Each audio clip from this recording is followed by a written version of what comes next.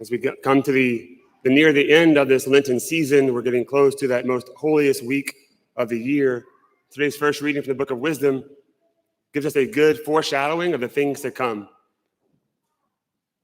As the author of that book is explaining the effect of the chosen one on the community, and he uses that word obnoxious, that this chosen one is obnoxious. So let's put him to the test and see if his words are true.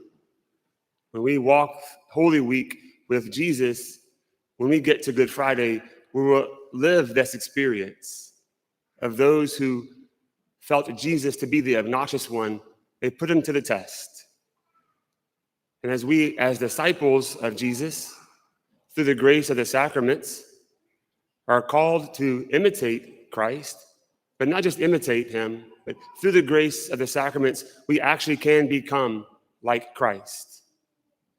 So we too should be obnoxious to the world.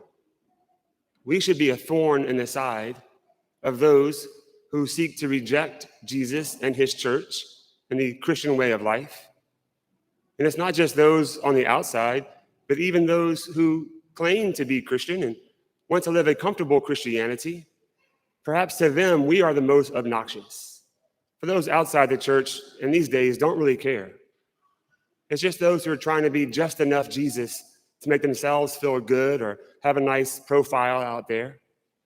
But to truly embrace the cross requires a radical way of living, which should be a thorn in someone's side. So Mother Angelica from EWTN said that if we're not a thorn in someone's side, we're probably not living our life well as a disciple. And so pray for that grace, not with an arrogant or a prideful way, but in humility as we seek to answer this call of radical discipleship, that our life will be obnoxious to those around us so that they too will feel the pull of the love of the merciful heart of the Father to die to their former way of life and to really enter into true life. It's a difficult decision to follow Jesus. And our lives should be an invitation to everyone around us. But we shouldn't be afraid of being obnoxious. So on our secular calendar today, right, April 1st, as St. Paul says, we should be a fool for Jesus. I mean, the world will make us fools to Jesus, but we should be a fool for Christ. So let's pray for that grace, the fortitude, that virtue that allows us to persevere through the hardships.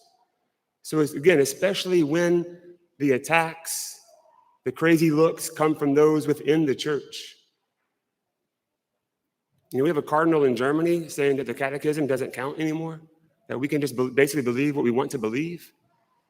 And there's a troubling spirit bubbling in the world and in the church. It's a radical time for us as disciples of Jesus. We have to make a firm commitment to really embrace the cross. Again, being willing to be obnoxious so that we can be faithful to Jesus. It's the only way to freedom. It's the only way to life. So on this first Friday, as we seek to enter into the Sacred Heart of Jesus, the symbol, the sign, the reality of his love for us, pray for the grace to let that love be enough so that we can be obnoxious. We can be fools for Christ.